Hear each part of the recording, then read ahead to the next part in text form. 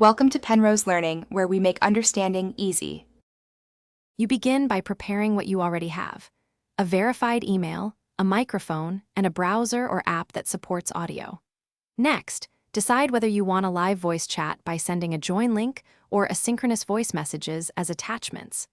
Once decided, pick a service or tool that accepts email as the invitation channel and supports MP3 or WAV attachments. Do this now so you can send the first invite or voice file immediately. It removes friction and gets now set up the session. Sign in with your email or create a meeting that generates a join link you can paste into a message.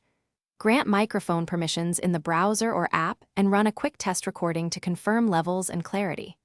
When ready, compose the email.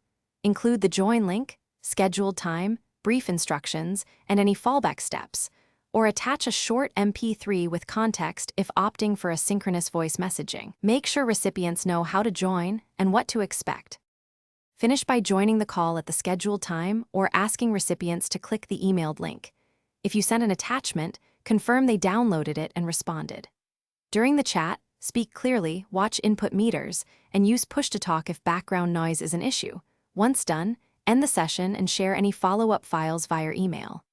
If something goes wrong, first check your microphone and browser or app permissions, then verify the emailed link or attachment format, and look for messages in spam or quarantine folders.